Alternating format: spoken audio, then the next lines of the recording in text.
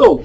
Hey, I wanted to talk to you about the basics of Medicare, what people call or refer to the Medicare 101. And that's really what we want to talk about, the basics, so it's easy to understand. A lot of people get confused about Medicare, and if you think about it, it really is four main parts. You have Part A, Part B, Part C, and Part D. A is hospitalization, B is medical, also known as doctors. C is Medicare Advantage, or Part C, and D is prescription drug coverage. And really, if you focus on those four main parts of Medicare, you'll make your life a lot easier. So let's kind of talk about what Part A is. Part A, hospitalization, is an entitlement. As long as you work for 10 years or 40 quarters, you are entitled to Part A under Medicare. Now, Part A does not have a monthly premium for most Americans, but it does have a deductible. So if you go to the hospital and you have Medicare alone, Part A has about a $1,400 deductible this year. That $1,400 deductible is paid after you go to the hospital. So they're not going to normally ask you to pay for it up front. You're going to get a bill from the hospital.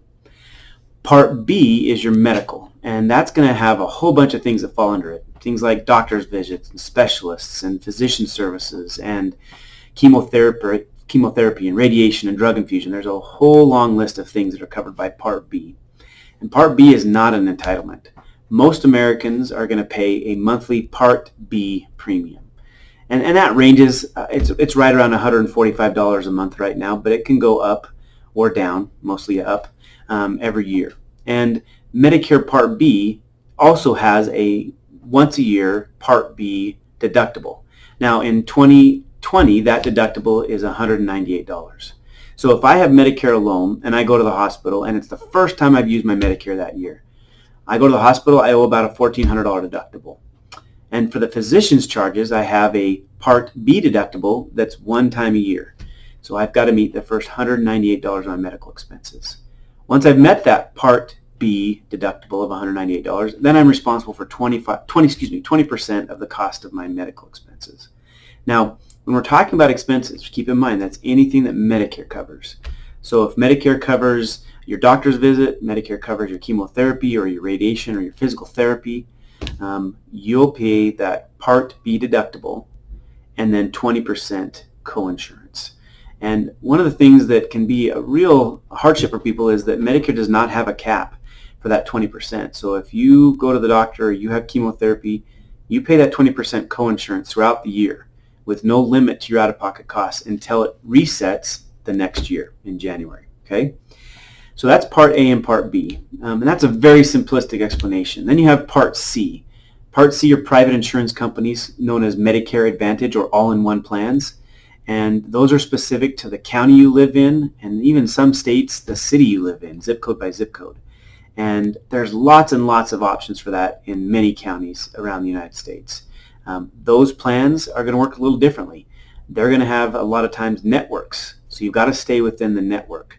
And depending on where you live, that might be really easy. There may be lots of providers that take it, or there may be just a few, or none at all. Just depends on where you live. These plans have become more and more popular because they're very, very reasonable in their premium and their copays, and they have to cover everything that Medicare would cover, but there are some restrictions and there's some things to know about them. And there's a lot more detail we can go into each one of these parts of Medicare, but that's the basic.